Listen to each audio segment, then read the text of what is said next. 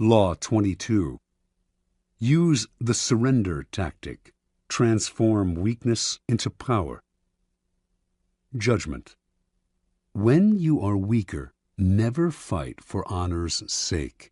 Choose surrender instead. Surrender gives you time to recover, time to torment and irritate your conqueror, time to wait for his power to wane. Do not give him the satisfaction of fighting and defeating you. Surrender first. By turning the other cheek, you infuriate and unsettle him. Make surrender a tool of power. Observance of the law. Sometime in the 1920s, the German writer Bertolt Brecht became a convert to the cause of communism. From then on, his plays, essays, and poems reflected his revolutionary fervor, and he generally tried to make his ideological statements as clear as possible. When Hitler came to power in Germany, Brecht and his communist colleagues became marked men. He had many friends in the United States, Americans who sympathized with his beliefs, as well as fellow German intellectuals who had fled Hitler. In 1941, accordingly, Brecht emigrated to the United States and chose to settle in Los Angeles, where he hoped to make a living in the film business. Over the next few years, Brecht wrote screenplays with a pointedly anti-capitalist slant. He had little success in Hollywood, so in 1947, the war having ended, he decided to return to Europe.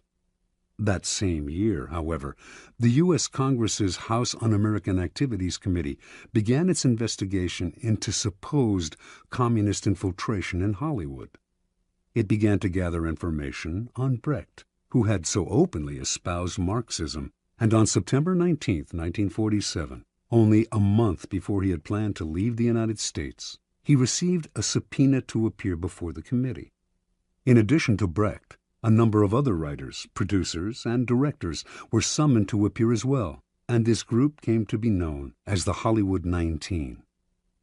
Before going to Washington, the Hollywood 19 met to decide on a plan of action.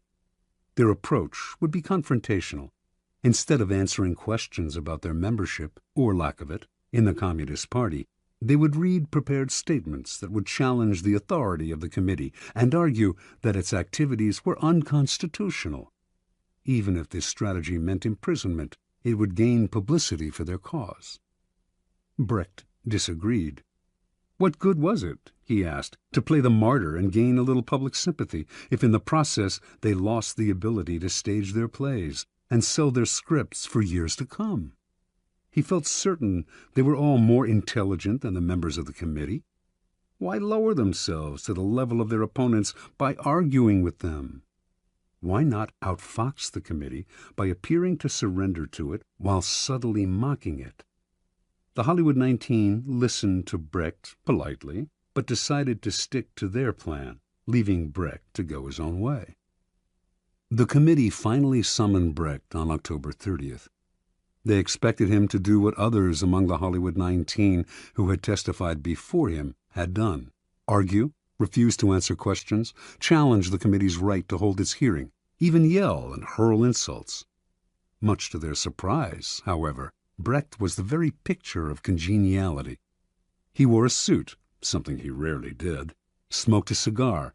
He had heard that the committee chairman was a passionate cigar smoker, answered their questions politely, and generally deferred to their authority.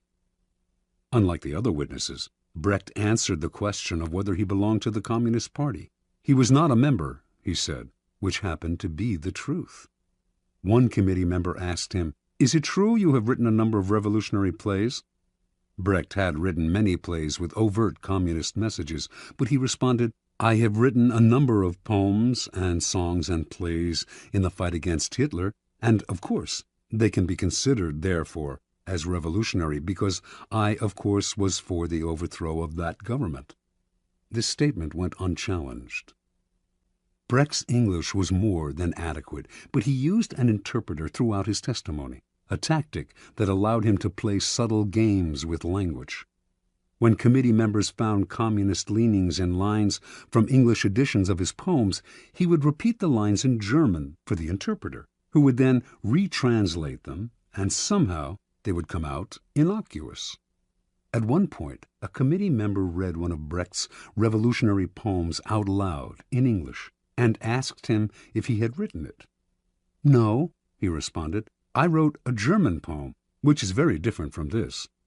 The author's elusive answers baffled the committee members, but his politeness and the way he yielded to their authority made it impossible for them to get angry with him. After only an hour of questioning, the committee members had had enough. "Thank you very much," said the chairman. "You are a good example to the other witnesses." Not only did they free him, they offered to help him if he had any trouble with immigration officials who might detain him for their own reasons. The following day, Brecht left the U.S., never to return. Interpretation. The Hollywood 19's confrontational approach won them a lot of sympathy, and years later they gained a kind of vindication in public opinion. But they were also blacklisted and lost valuable years of profitable working time. Brecht, on the other hand, expressed his disgust at the committee more indirectly.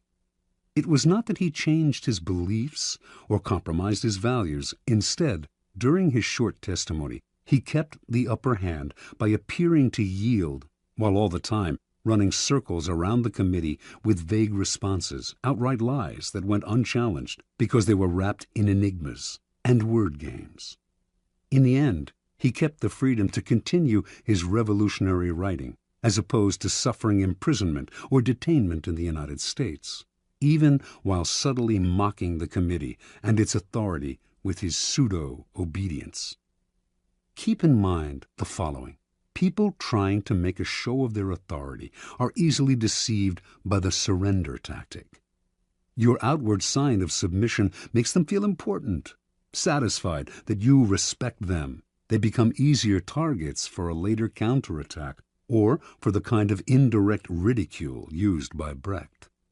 Measuring your power over time, never sacrifice long-term maneuverability for the short-lived glories of martyrdom. Keys to power. What gets us into trouble in the realm of power is often our own overreaction to the moves of our enemies and rivals. That overreaction creates problems we would have avoided had we been more reasonable. It also has an endless rebound effect, for the enemy then overreacts as well. It is always our first instinct to react, to meet aggression with some other kind of aggression.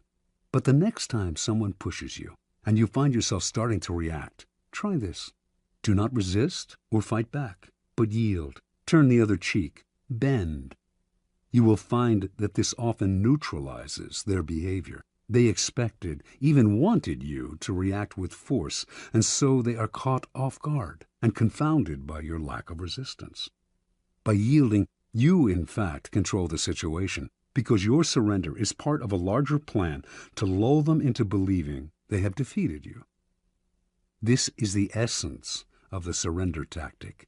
Inwardly, you stay firm, but outwardly, you bend. Deprived of a reason to get angry, your opponents will often be bewildered instead, and they are unlikely to react with more violence, which would demand a reaction from you. Instead, you are allowed the time and space to plot the counter moves that will bring them down.